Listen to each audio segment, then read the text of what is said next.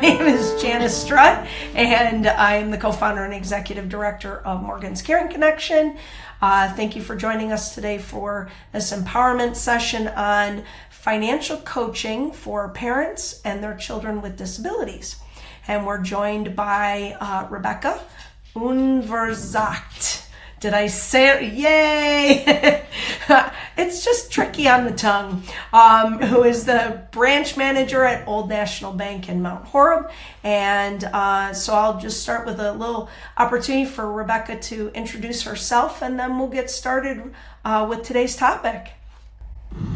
Absolutely. Thank you so much for having me again, Janice. I really appreciate it.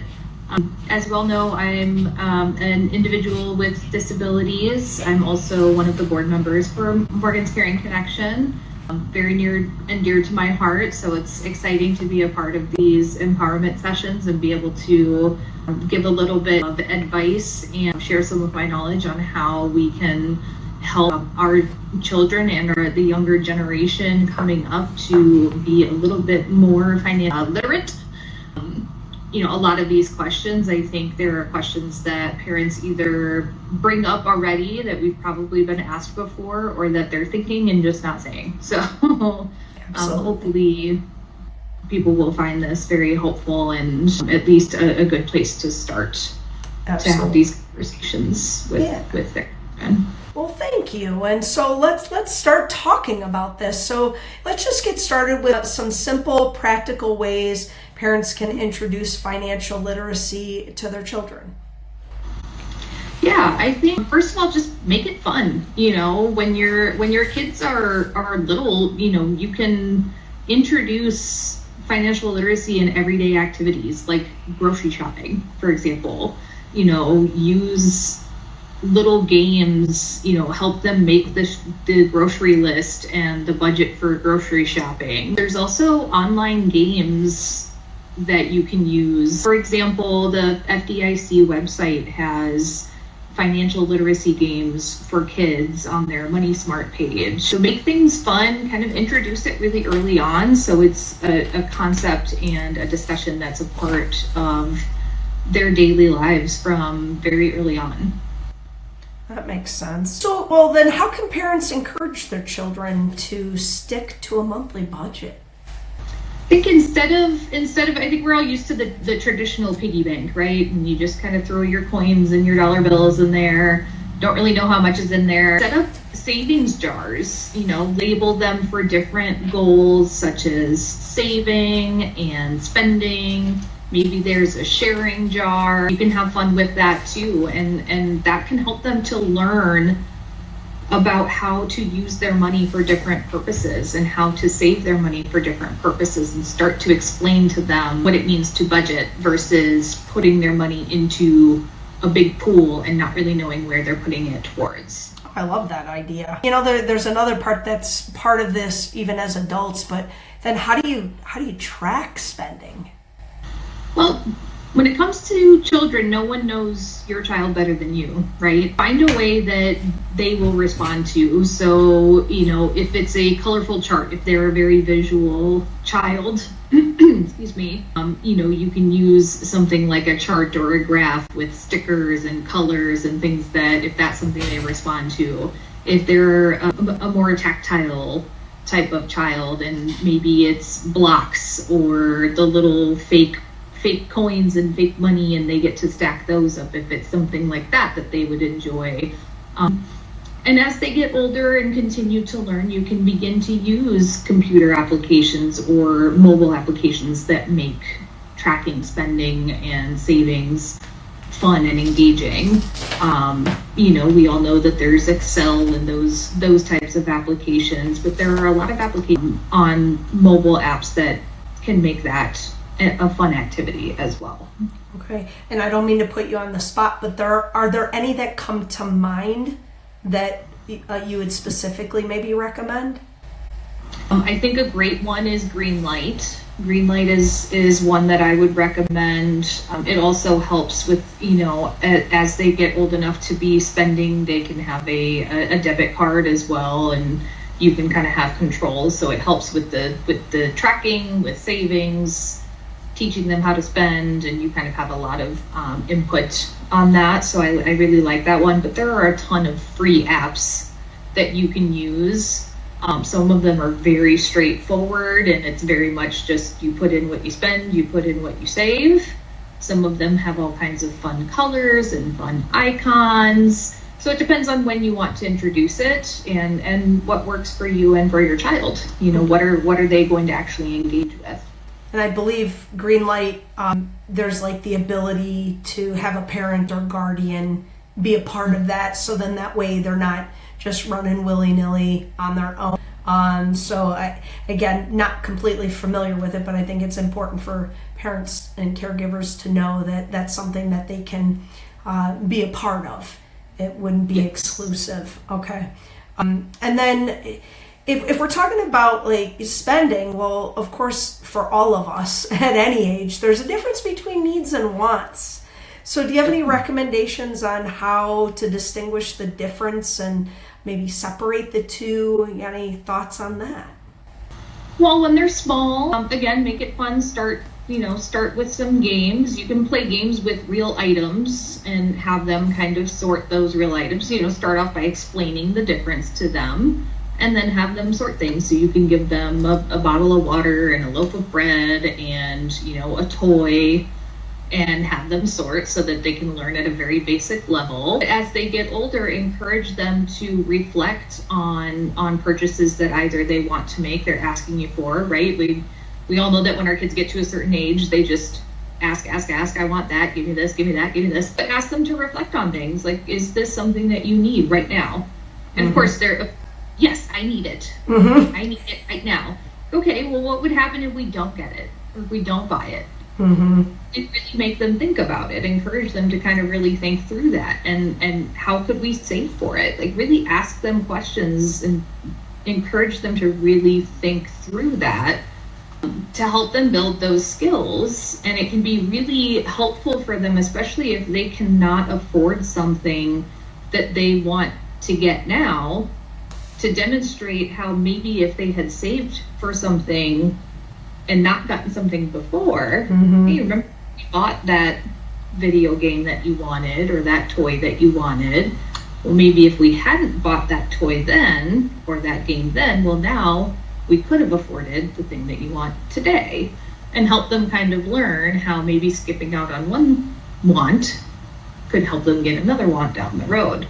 So it helps them kind of reflect as well, and gets them into that critical thinking about those choices. Makes sense. Yeah, I like to share this story about my youngest, who, when I bought a pair of Oakley sunglasses, which are not inexpensive, but I have them for 6, 8, 10 years, and he suddenly was like, well, I want a pair of Oakleys, and he's got his own money that he earns, and I quickly explained to him, okay, so here's the thing, and we'll just throw out a number, they're $200, right?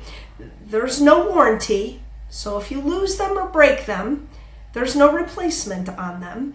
There might be a warranty on the product itself, but lost, stolen, broken, that's a different conversation for a younger individual. And I tried to explain to him that that's $200 then that he'd have to spend again to replace them in the event something like that happened.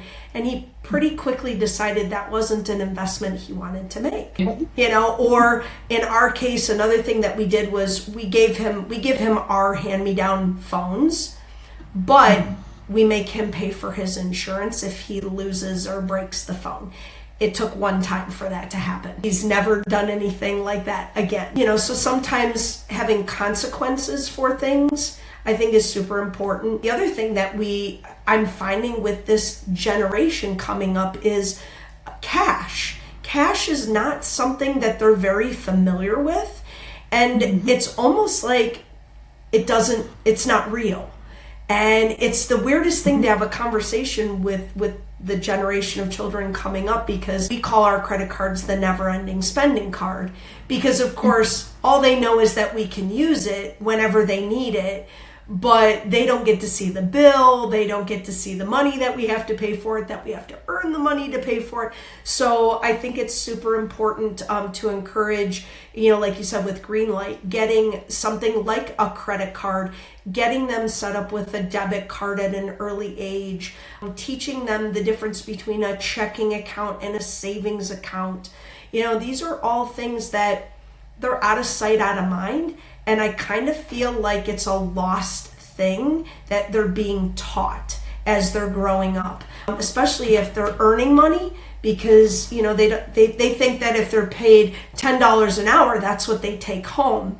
They find out very quickly that is far from the case, and then they're like, oh, wait a minute, I worked 10 hours and I got to take home $40. Well, yeah, that welcome to reality kind of situation. So I think that these are all great things that we can help implement at a young age with supervision. What role can setting up a small financial goal play in helping children build confidence? Well, I think you make a really great point there. I think doing these things early on really helps to build that sense of achievement and that positive reinforcement. I think, like you said, everything, it either lives on the little plastic card or right here in our phone. And that's just what they are used to. Mm-hmm. And helping to create goals and helping them to manage their own funds, like you said, with supervision and with oversight, children will learn to take ownership of their decisions and to learn how to problem solve and what the consequences are, and that will give them that confidence. And as parents, it's important to start building those skills early on so that they have that foundation when they get older and they're having to make those decisions on their own. So I think the earlier that you start, and when you start small, small financial goals, like you said, hey, these are $200 sunglasses. You can do it, but here's what's going to happen if you break them. Here's what's going to happen. It's one small financial decision, mm-hmm. but that could equate to a $2,000 laptop. Right. It could equate to a $20,000 car. It's building the foundation for the larger decisions mm-hmm. that they're going to make as they continue to grow and learn. So setting up that confidence and creating that foundation is going to be really important for them as they continue to have the bigger financial decisions to make later on. Yeah, absolutely. And because I have to bring it up, Amazon, of course, has made it so incredibly easy to order things. And one of the things that I think is really important to maybe talk about a little bit is there are options, like number one, not purchasing through Amazon, by shopping around. The other thing too is even on Amazon now they offer payment plans or try before you buy. Do you have any suggestions on how to evaluate options for things, like how to understand payment plans and how that might benefit purchases and your overall spending, because you can save money? For example, I tell people all the time, I buy my products through Apple using my card because you get 0 interest payments. Yep. Okay, so why wouldn't I want to spread that out if it doesn't cost me anything extra? And I don't think enough people, especially children, understand that in some cases is an option. Maybe you don't want to, but it's nice to know that it is an option. Yeah, and I think that's a great thing. So, again, I'll kind of start when they're small. To your point, I think letting them have some cash. So go to the grocery store and here's $20, and you have $20 to buy some of our groceries, whatever you want to make them responsible for, and help them to maximize that $20. Because we all know that there's going to be 15 different types of peanut butter. And you can either get the organic, super expensive, $6 per jar peanut butter, or you can get the, $1.99 store brand peanut butter. But which one is going to make sense? And something that can be helpful in that moment while they're learning how to compare the prices is narrate your decisions. Like, speak out loud, think out loud, and walk them through it, because they learn by how, what we're doing. So when you're comparing prices, say out loud what you're thinking, and that will help them to learn. So, for example, let's say you're comparing two pairs of shoes, and you might say something like, well, these shoes are the cheaper ones. These shoes cost less, but they're lower quality, so I'm probably going to have to replace them more often. Mm-hmm. So I'm going to go for these shoes that are more expensive, but they're higher quality. Mm-hmm. And your child will learn from you walking them through your thought process. Mm-hmm. I think this pertains a lot to generic. Yes. Just because you save money, it may not taste the same, and then therefore you're like, well, I'd rather spend a little extra money and get what I like that I know they'll eat, because we run into that all the time where, you think that generic is fine and it just doesn't taste the same. And I could save the money, so to speak, but when I throw it in the garbage because nobody's eating it, am I really saving money? So exactly. That's another I feel like a really good example for people to consider is, well, you might save money on the overall purchase, but if nobody eats it and you throw it in the garbage, you're not saving money at all in that case. So anyway, sorry, I didn't mean to just jump in, but I think that that's another perfect example. Yeah, absolutely. Absolutely. I think those are all things, like, if you just kind of, while you're shopping, while you're making those decisions, just say what you're thinking out loud. And children listen, they're little sponges, they just listen, and that's how they're learning everything about the world around them. So they'll take those things in about how you're thinking about these things. And, as they get older, start to involve them in family financial decisions. So you talked about payment plans, and it's funny you were talking about the cell phones earlier. That's a great example of a pretty common purchase that families have to make, whether it's replacing one phone or switching to a new phone company. Involve them in those kinds of decisions. Sit down and look at, here's the phone that we need to get, or the phone that we're looking at getting. Here's how much it would cost to buy it outright. Mm-hmm. We would have to pay, let's say, $1,000 for this phone if we just paid cash for it. Here's how much it would be with the payment plan. Here's how much interest is, and really walk them through and show them all of the different options. Mm-hmm. It means if you're going to take advantage of the payment plan, how much more is that phone going to cost if there's interest included in that? Or in your example, if there's no interest, well, here's the benefit of stretching that out over the course of 12 months or 24 months or whatever that is, if you don't have interest, and why that might be helpful for you if you don't have the funds to pay for it outright. Right. Like you said, people might just say, oh, just do the $1,000 because I have it and I don't want to think about it ever again. Right. But some people don't have that luxury, and it's more helpful to be able to do the smaller payments over a longer period of time. So I think when they get old enough to be able to talk through those things, it's important to involve them in those types of decisions. Absolutely. Because it's the same decisions they're going to have to make when they're on their own. Yeah. And our youngest is driving now, but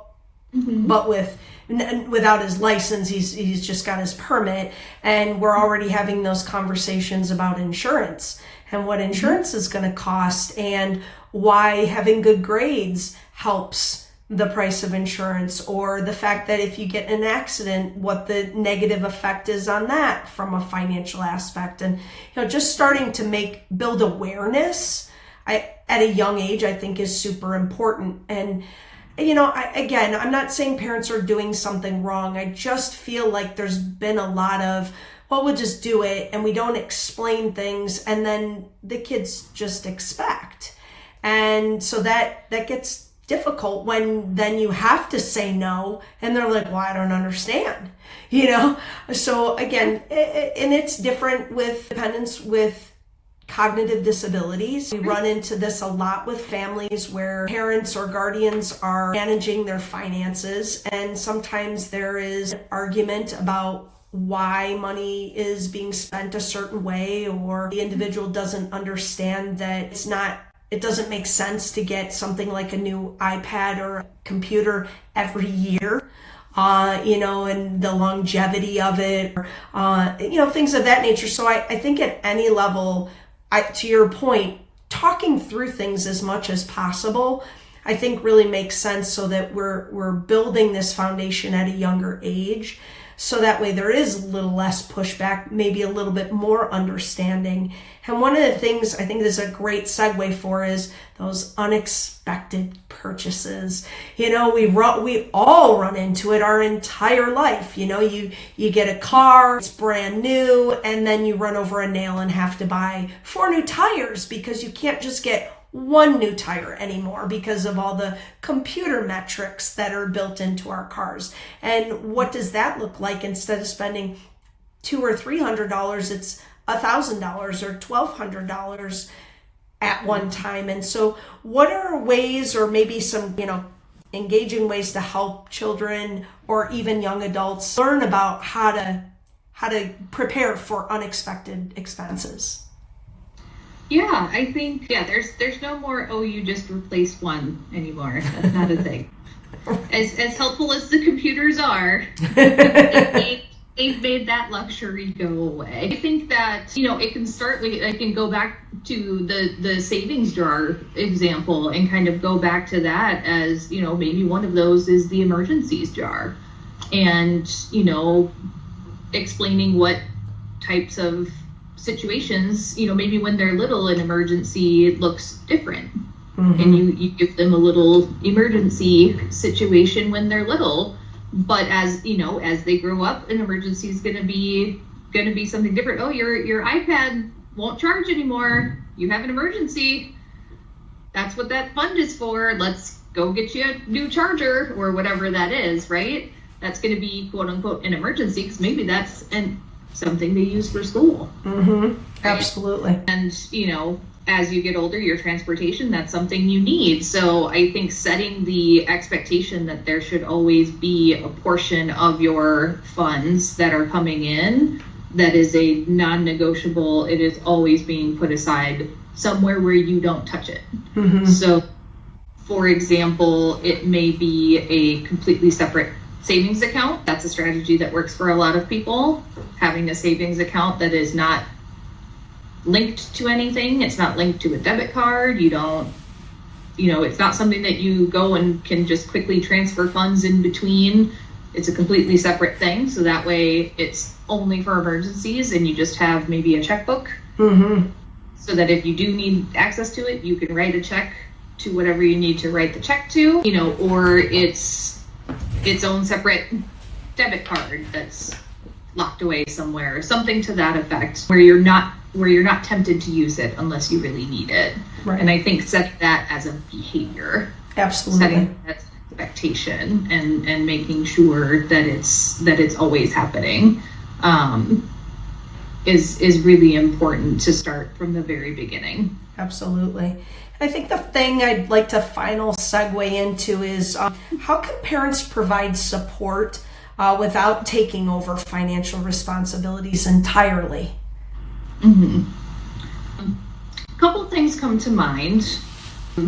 I think the first thing is going to be asking questions instead of giving answers. I think if your child is wanting that independence, right? They don't want you to be managing their finances, but maybe they need your help a little bit, or you see that they need a little bit of guidance. Asking questions is always going to give better results than saying you should do this, or why aren't you doing that? So coming from a place of curiosity that's going to kind of lead them to the answers. Mm-hmm. And offering to kind of brainstorm together. So kind of help them get there versus talking at them. That's always my first piece of advice. My second piece of advice is modeling those healthy financial habits. I think that our children very often model what they see. Many of the things that we've talked about today, I've mentioned starting early and making it something that's, from the very beginning. And that's because I think that if it's something that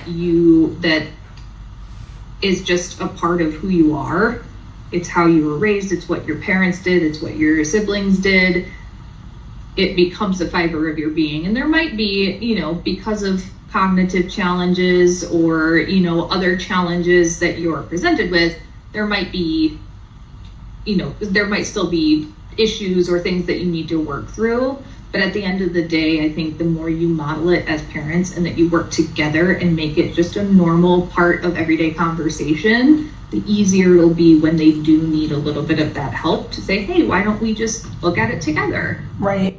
Just talk about it.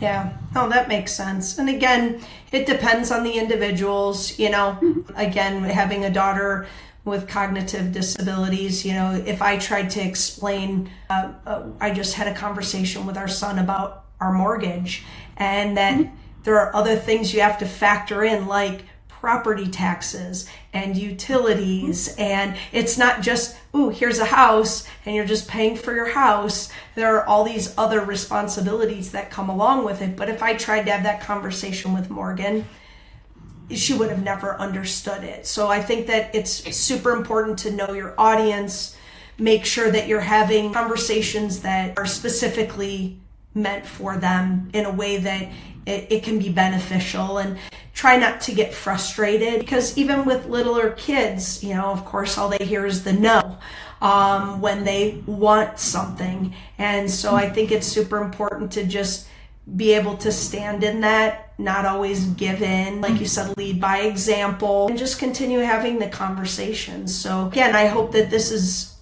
good information for whoever has tuned in or watches this video in the future. And of course, if you have did you have anything else that you wanted to add to this before we wrap it up? I think have patience, and at the end of the day, like I said, no one knows your child better than you do, and lead with love and kindness, and at the end of the day, that will get you through any of these challenges. That will get you through it. Wonderful. Well, thank you very much. I appreciate it. If anybody that's watching this has any additional questions and wants to reach out to Rebecca directly or to me, Morgan's Caring Connection, that's fine. And we look forward to doing more of these with you in the future. And have a great day.